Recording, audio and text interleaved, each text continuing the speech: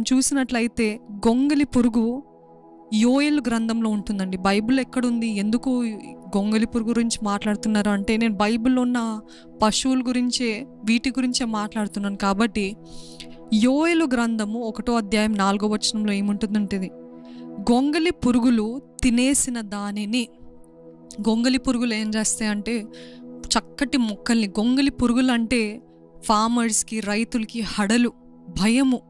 అవి ఎక్కడొస్తాయి, అవి మొక్కలు ఎక్కడ పాడు చేస్తాయి, అవి నేను కష్టపడి నాటిన మొక్కలన్నిటినీ తినేసి పాడు చేస్తాయేమో అని చాలా జాగ్రత్తగా ఉంటారు, భయపడుతూ ఉంటారు.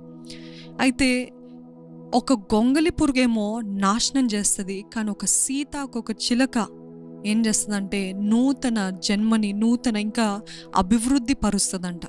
చూడండి, గొంగలి పురుగుగా మీరున్నారా, లేకపోతే సీతాకొక చిలుకలా ఉన్నారా? Are you like a caterpillar that destroys everything and everybody around you, or are you like a butterfly that reproduces, or ఏంటి ఇతన్ని కట్టేదిగా, ఇతన్ని లేవనెత్తేదిగా, ఇతరుల జీవితాన్ని ప్రభావితం చేసేదిగా మీ జీవితం ఉందా?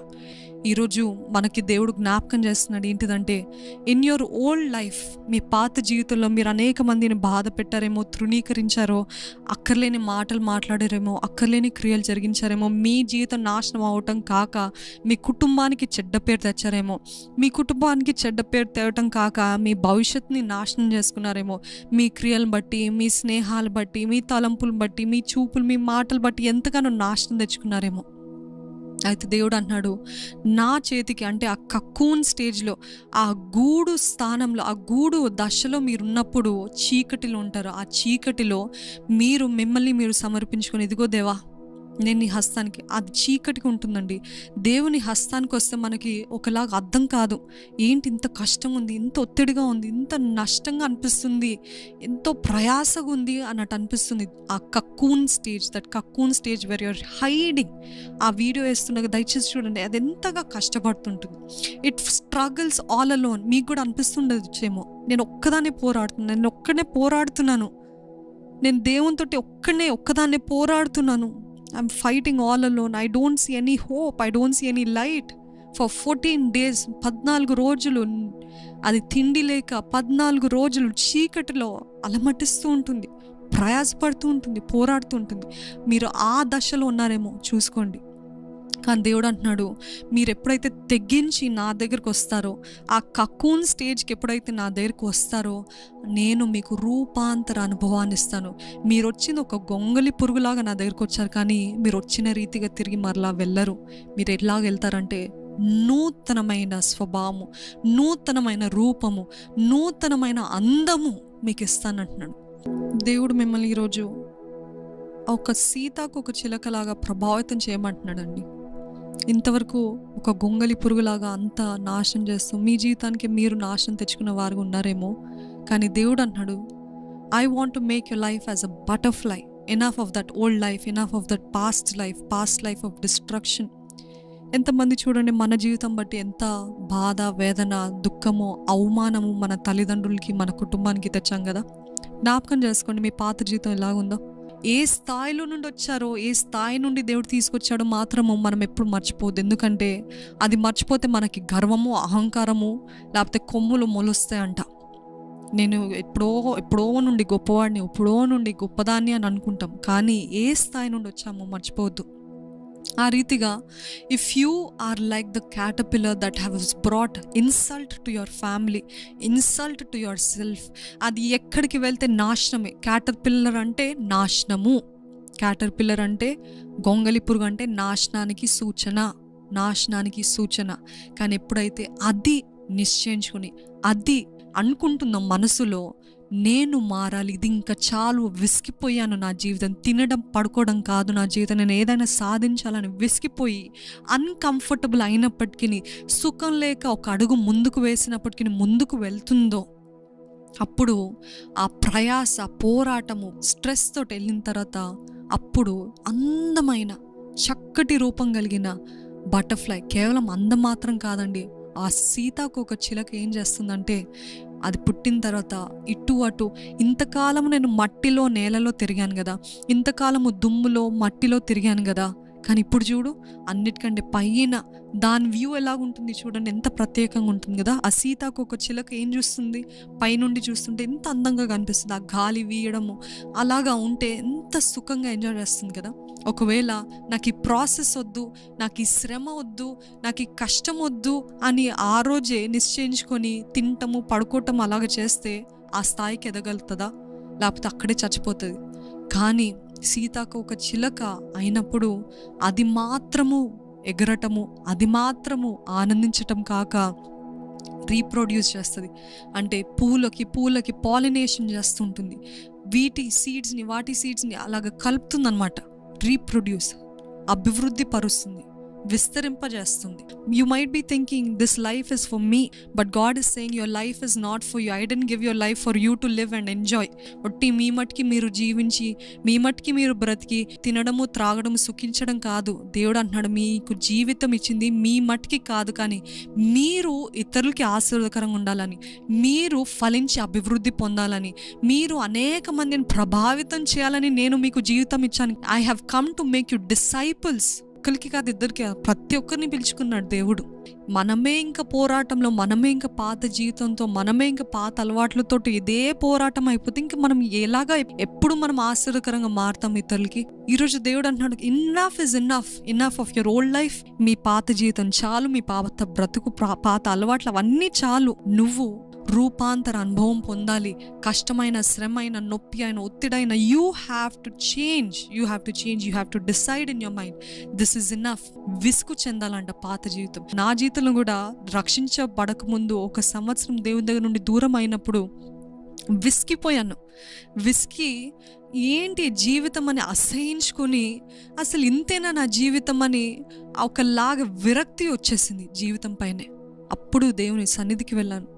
ఆ రోజు చెప్పాలంటే నా జీవితం అలాగనే ఉంది. ప్రతి క్రైస్తవుని జీవితం కూడా అలాగనే ఉంటుంది. పాత జీవితము, పాప జీవితము, మట్టితో మురికితో నాశనపరిచే జీవితం ఒకప్పుడు జీవితం. కానీ ఎప్పుడైతే దేవుని సన్నిధిలో రూపాంతర అనుభవము, శ్రమ, పోరాటము, కన్నీలు, దుఃఖము, వేదన, ప్రార్థనలు, పోరాటము ఇవన్నీ అయిన తర్వాత అప్పుడు దేవుడు మనల్ని సీతాకోక చిలకలాగా ఎగిరింపజేస్తాడంట. నా జీవితంలో అలాగనే జరిగింది. ఆ రోజు దేవుని సన్నిధి ఇంకా నాకు చాలా అయ్యా, నేను జీవించలేని ఈ పాప బ్రతుకు, ఈ భయంకరమైన జీవితం నాకు వద్దు అని నేను అందరి స్నేహితుల్ని, దేవుని చిత్తం లేని ప్రతి స్నేహాన్ని విడిచిపెట్టి, దేవుని చిత్తం లేని ప్రతిదీ విడిచిపెట్టి, దేవుని చిత్తం లేని ప్రతిదీ వదులుకొని, నాకు ఇంకొద్దు, నేను విసిగిపోయానయ్యా నా జీవితంలో, I don't want this life anymore అని తెగించి ఆయన సన్నిధికి వచ్చిన వెంటనే నన్ను ఒక సీతాకోక చిలకలాగా చేయలేదండి, అస్సలే చేయలే. ఆయన సన్నిధికి వచ్చిన తర్వాత ఇంకా భయంకరమైన ఏడుపు, ఇంకా భయంకరమైన శ్రమ, చాలా ఒత్తిడి, చాలా వేదన, అర్థం కాని పరిస్థితి. ఏంటి ఇంకా నేను సమర్పించుకున్నానయ్యా, నా పట్ల నీ ఉద్దేశం ఏంటి, what is your plan in my life అని ఆయన సన్నిధికి వచ్చి మారు మనసు పొందిన తర్వాత ఒక 3-4 సంవత్సరాలు దేవుడు నా జీవితంలో మౌనంగా ఉన్నాడండి. Can say those were the cocoon season. Cocoon అంటే లోపడే ఉండి, దాగి ఉండి, పోరాడి, కన్నీరు విడిచి పోరాడుతూ, అర్థం కాని పరిస్థితి, ఎటు వెళ్ళాలో, ఏ మార్గం తీసుకోవాలో, ఎవరిని వివాహం చేసుకోవాలో ఏం తెలీదు. అటువంటి పరిస్థితుల్లో 3 years or 4 years of silence, and then అది ముగించిన తర్వాత, దేవుడు నన్ను పరీక్షించిన తర్వాత అంచెలంచెలుగా, క్రమంగా దేవుడు ఈ స్థానానికి నడిపించాడు, ఇంకను నడిపిస్తాడని నా విశ్వాసం. ఈరోజు ప్రతి క్రైస్తవుని జీవితం కూడా అలాగనే ఉందని నేను భావిస్తున్నా. ఒకప్పుడు పాత జీవితం, ఒకప్పుడు పాప జీవితం, ఇంకా విసిగిపోయి వద్దు, నష్టపోయి వద్దు, అన్ని కోల్పోయాను, మనుషులందరినీ కోల్పోయి, మనుషులను మోసం చేస్తారు, అన్నీ కోల్పోయి దేవుని దగ్గరికి వస్తే, దేవుని దగ్గరికి వచ్చిన వెంటనే సీతాకోక చిలుకలాగా చేయడు, కానీ వచ్చిన తర్వాత కన్నీరు, క్వశ్చన్స్, అనుమానాలు, అవమానాలు, ఎంతోమంది నేరారోపణలు, అవన్నీ కూడా ఓడ్చుకుంటూ, సహించుకుంటూ, భరిస్తూ ఉంటే దేవుడు అంటున్నాడు, ఆ పరీక్షించాను, నీ పరీక్ష కాలం ముగించింది, ఇదిగో this is your season, this is your time of transformation అని చెప్పి మనల్ని అంట దేవుడు ఉత్తీర్ణులుగా, he will make us like a butterfly that will fly beautifully high, అందంగా ఎగిరింపజేస్తాడంట. Don't detest the season of hiding. ఒకవేళ దేవుడు మిమ్మల్ని దాచిపెడుతున్నట్లయితే, ఒకవేళ మీరు ఒంటరితనంలో ఉంటే, ఒకవేళ ఈ సీజన్లో నాకు అర్థం కావట్లేదు, నేను ఒక్కదాన్ని పోరాడుతున్నాను అనుకున్నట్లయితే, దేవుడు అంటున్నాడు, నేను పరీక్షిస్తున్నాను. I'm testing you. Can you still stay faithful? ఇప్పుడు కూడా నమ్మకంగా ఉంటావా? ఇప్పుడు కూడా నిరీక్షిస్తావా? నిరీక్షణ కోల్పోవా? ఇప్పుడు కూడా నీ పరిశుద్ధతను కాపాడుకుంటావా? ఇప్పుడు కూడా నా వైపు చూస్తావా? ఇప్పుడు కూడా నా సన్నిధిలో మొరపెడతావా? ఇప్పుడు కూడా నా వాక్యాన్ని విసర్జించకుండా నా వాక్యాన్ని వెంబడిస్తావా? This is the time of testing. Cocoon season, the period of testing. మీరు ఒకవేళ టెస్టింగ్ సీజన్లో ఉన్నారేమో, జాగ్రత్తగా ఉండండి. Don't give up. ఇంకా నా వల్ల అవ్వదు, నేను పాత జీవితానికి వెళ్తాను అనకుండా పేతురు వల్లే అన్నీ విడిచిపెట్టి దేవుని వెంబడించాడు. అందుకనే ఆయనని ఒక రాయిగా, పేతురు అంటే ఒక రాయి, ఆయనను ఒక రాయిగా నిలబెట్టాడు. ఈరోజు దేవుడు కూడా మనల్ని అలాగ చేయాలని ఆశపడుతున్నాడు. He wants to make you as a rock solid. మట్టి పైన, ఇసుక పైన కట్టబడిన ఇల్లు గాక, పునాది లోపటి నుండి పునాదులు ఎలాగొస్తే అటువంటి ఫౌండేషన్ ఎలాగ అంత పునాది వస్తుందంటే, చాలా శ్రమ, చాలా వేచి ఉండటము, చాలా కన్నీళ్ళు, చాలా త్రవ్విన తర్వాత అప్పుడు పునాదులు వేస్తే ఎన్ని తుఫాన్లు వచ్చినా, ఎన్ని శ్రమలు వచ్చినా, ఎంత వర్షం కొట్టినా ఏది కూడా ఆ ఇల్లుని నాశనం చేయలేదని దేవుని వాక్యం తెలియజేస్తుంది. Yes, it must be like fire. The trials, the suffering must be like fire. ఒకవేళ మీరు శ్రమ పడేది ఒక మంటలాగా ఉండొచ్చు, తట్టుకోలేక ఉండొచ్చు, లేకపోతే నీళ్ళలో పడుతున్నట్టు, మునిగిపోతున్నట్టు, ఇంకా వేరే దారి లేదన్నట్టు అనిపిస్తుంది. కానీ ఇవన్నీ దాటుకొని వచ్చిన తర్వాత నేను మేలి బంగారం వలె బయటికి వచ్చానని దేవుని వాక్యం తెలియజేసిన రీతిగా, he wants us to come out as gold, ఒక బంగారం, మేలిమి బంగారం వలె బయటికి రావాలని ఆశపడుతున్నాను.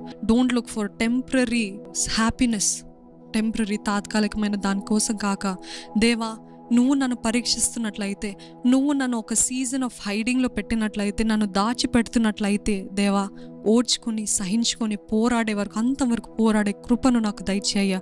నాకు తెలుసయ్యా, నువ్వు నన్ను ఈ సమయము, దీని తర్వాత నేను బయటికి వచ్చినప్పుడు నన్ను ఒక గొప్ప రీతిగా ఆశీర్వదిస్తావు. నా మటుకి నేను కాదు, నేను అనేక మందికి దీవెనకరంగా, నా జీవితం బట్టి అనేక మంది ప్రభావితం అవుతారు, నన్నుని బట్టి నా కుటుంబం కూడా దీవించబడుతుందన్న రీతిగా మనము ఆశపడదాం.